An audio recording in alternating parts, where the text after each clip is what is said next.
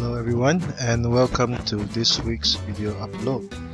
I will be doing another video on chapter 2 of the Sandwiched Horse Treatise by Grandmaster Ronghua.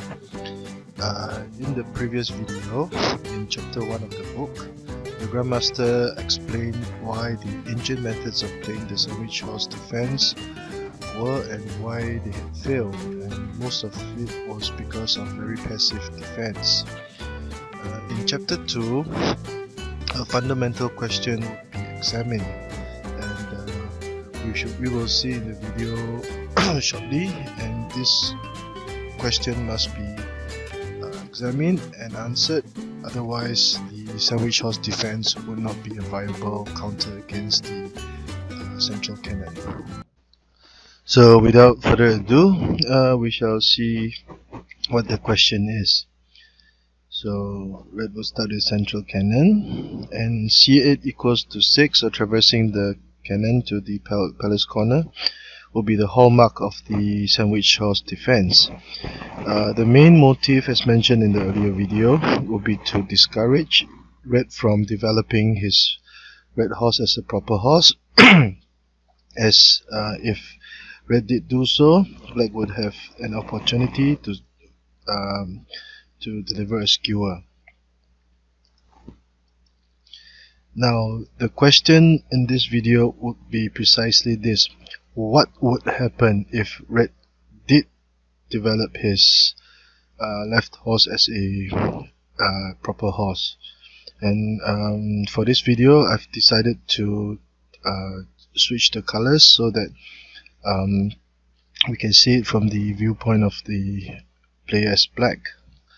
So what would happen if C8 plus 7 was H8 plus 7 was played by red, regardless of black's threat to deliver a skewer?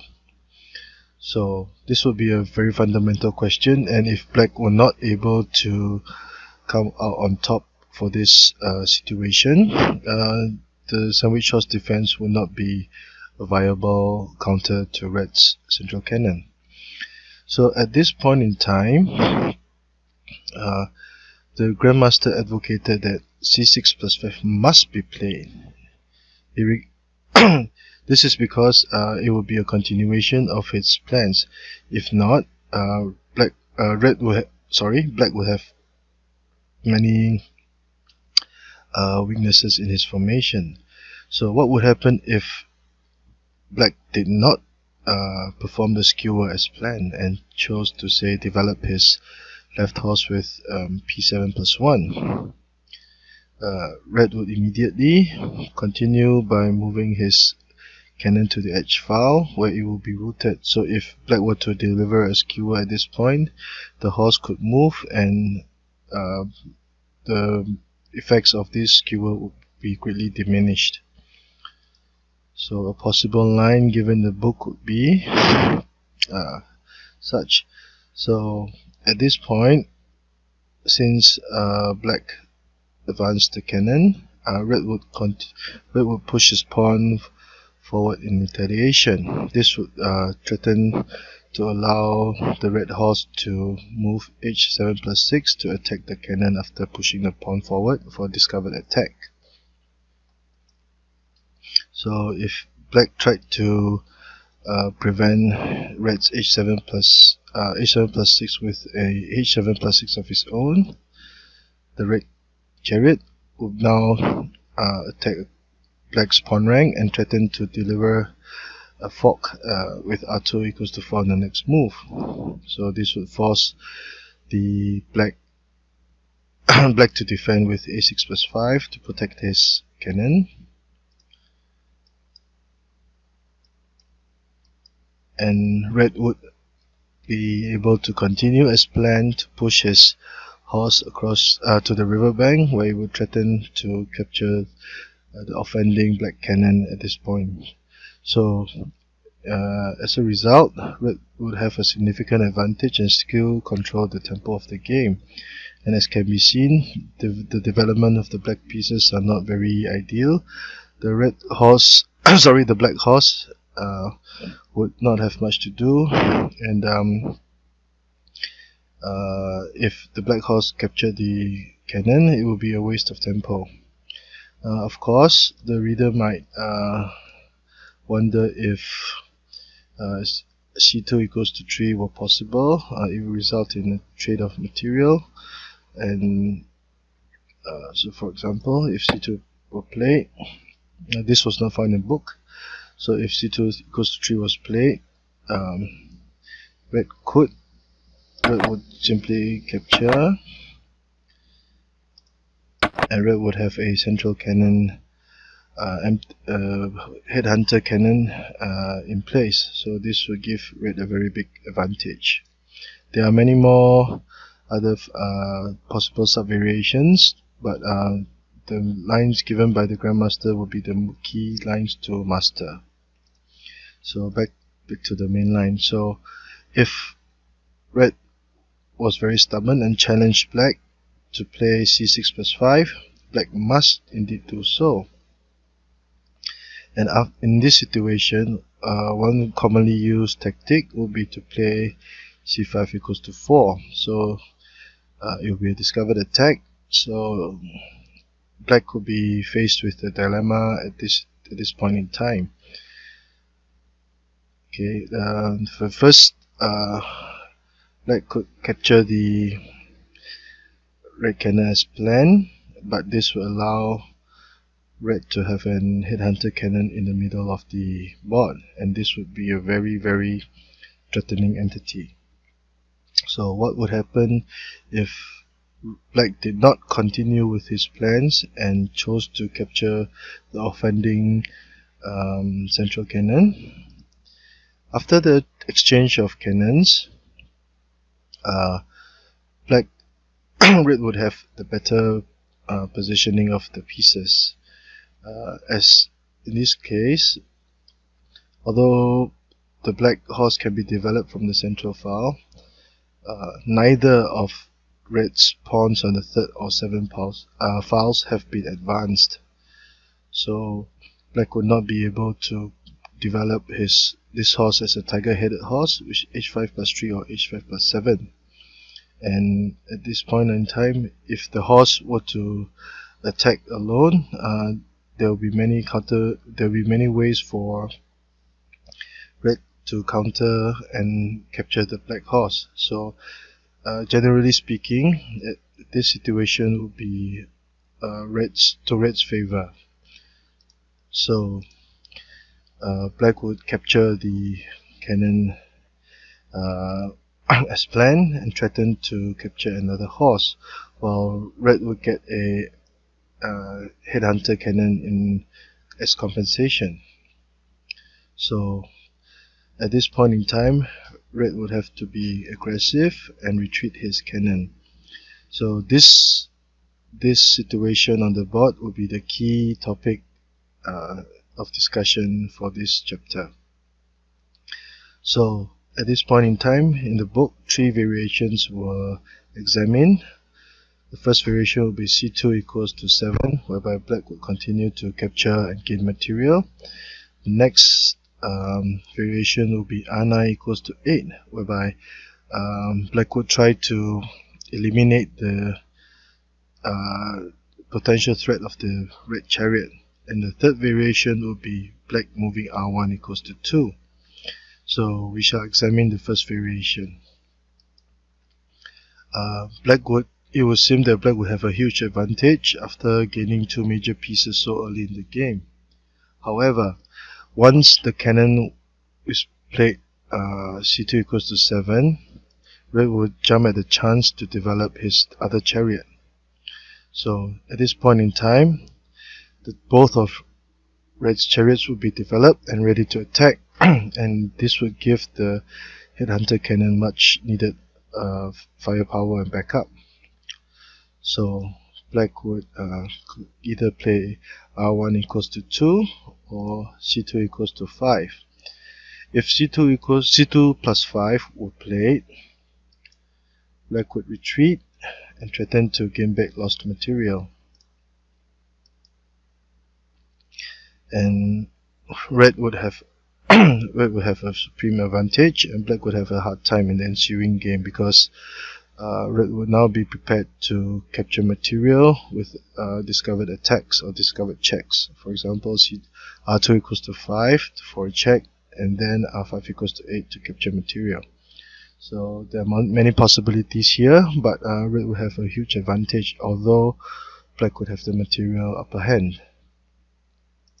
So the best move for black at this point would be r1 equals to 2 to defend the black cannon.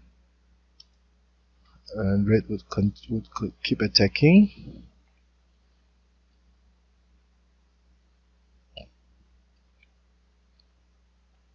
In this variation, black would give up a horse in return,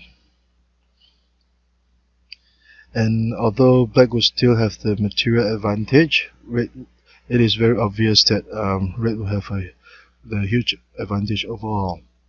So at this point in time, it would seem that capturing back to the situation, it would seem that capturing the other horse would not be an ideal move.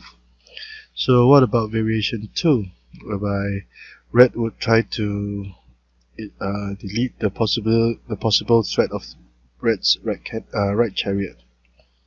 So red would be forced to trade chariots, and red would continue to sacrifice material with this very aggressive move. Red would be determined to see that his attack would follow through. At this point in time, it would not be ideal for red to defend his or to prevent his horse from being captured with e3 plus 5, because black would play p3 plus 1, and the development of the red pieces would become very hindered and slow. So red would not have gained momentum or development for his pieces. And at this point, black could choose to retreat his cannon in front to the cross riverbank rank and threaten the red cannon with p3 plus 1. And at this point in time, black will have the advantage. So that is why trying to defend the horse would not be a very good idea. Instead, a more aggressive move, or more better move, would be r1 plus 2 to sacrifice another horse.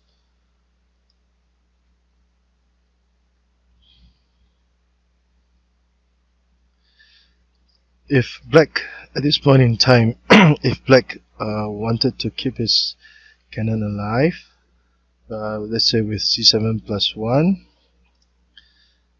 red would have the material. Red will be attacking very aggressively, and red will also have the added possibility of h5 plus 4 to attack the black cannon, and also to attack red's central file for possible pale corner horse attack. So the prospects for black in this case would not be very good. So that is why in the book, the Grandmaster chose to sacrifice his cannon instead. But which piece should capture the cannon? Should it be the horse or the chariot? If the chariot were used to capture the black cannon,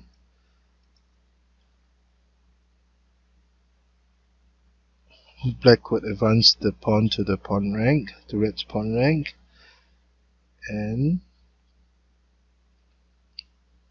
threaten to capture the central pawn in retaliation. So black will counter sacrifice if black charge the cannon forward.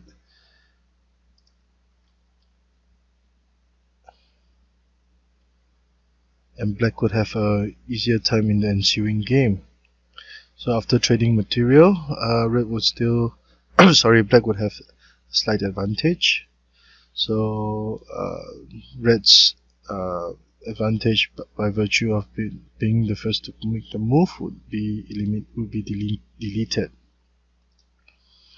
So h5 plus 7 would be the correct move in this case, and black would have significant advantage in terms of position and material, and this would be a very ideal position for black. So red would have sacrificed his cannon in vain. So that is why capturing the black cannon with the chariot would not be ideal. So red would have fared better with h5 plus 3, and black would try to form a blockade. It will be a draw if neither color wanted to change their moves, and it would be the best thing for black now, above both black and red. If red tried to develop his horse, if red tried to move p3 plus 1, it would be black's advantage. So if neither side wanted to change the moves, it would be a draw.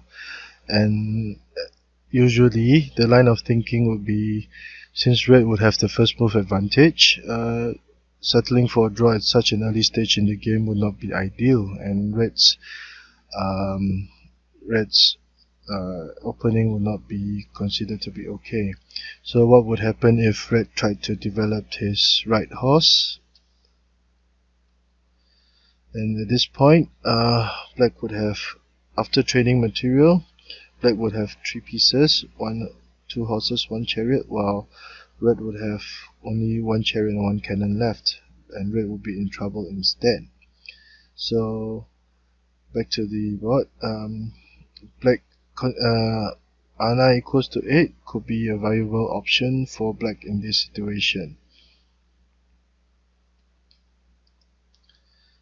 And the third variation that the Grandmaster examined was R1 equals to 2. And the main reason for making this move would be to allow black to attack to allow red to control this file. So if red tried to attack with R2 plus 5, black would try to trade chariots, offer a trade of chariots, and red will be actually forced to attack the central file. So R2 equals to 5 will be okay in this instance, but what about R2 equals to 6?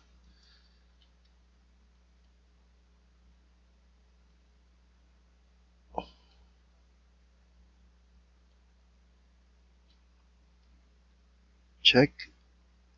Black would have rid himself of the red cannon, and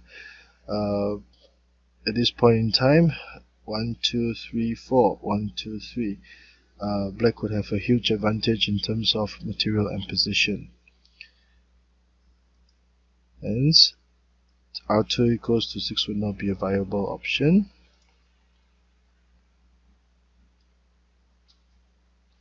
And it will not be ideal for red to play to attack the central file, because black could defend it in this manner, and red's efforts would have been placed to naught. Because at this situation, in this situation, the elephant will be threatening to capture the red chariot, while there will be another trade of the chariots present on the board. So if red chose to capture the cannons, he will lose his chariot. So at this point in time, black would be better off in almost all aspects of the game. So back to the initial board. After when black offered a trade of chariots, the best thing to do would be to play R2 equals to 5, and black would be able to defend. And although red would gain back lost material, there will be 1, 2, 3, 4, 5 black pieces, 1, 2, 3, 4, 5 red pieces. And although red would gain back lost material, it would be very obvious that the development of the red chariots will be a big issue for red to consider later on in the game. So black would have been able to snatch the initiative from red and still have a very playable game. Hence, because of this variation and this variation, the Sandwiched Horse defense would indeed be a possible and viable counter against the red's central cannon. So a short review. Okay. First of all, if red were to attack and were to develop his horse as a proper horse, black must accept the challenge. And if red tried to trade chariots, black should indeed